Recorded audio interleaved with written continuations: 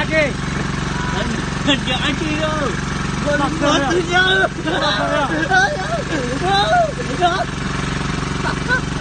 Giờ anh đi đâu? Con này một tay nữa rồi. Con đâu giờ anh đi đâu? Con này có rồi. Lại cái tôi gọi ra là cô. Lại lên đi lại. Nó. Chết rồi, anh kia đi.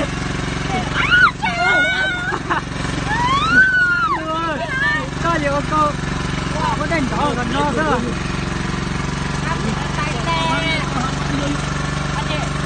Bọc cát. Cá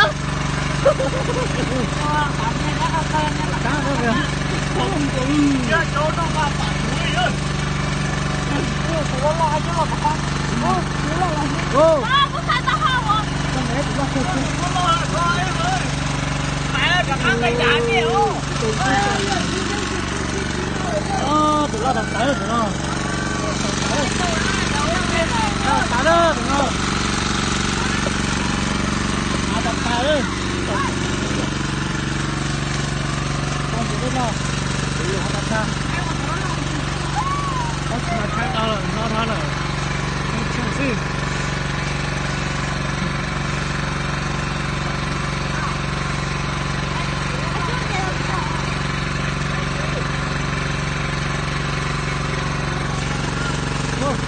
Chưa thiệt này rất rồi.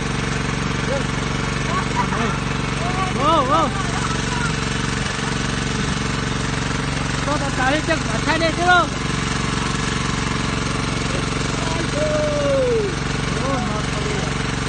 Cái nó cũng có được rồi. Anh liền luôn.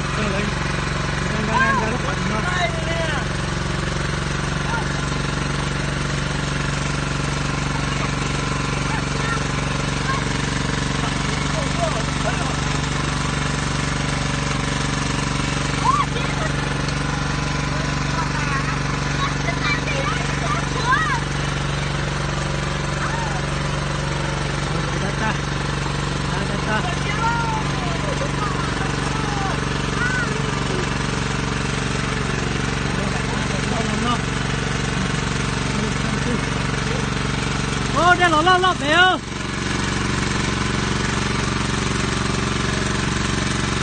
Đây là lót rồi ơi.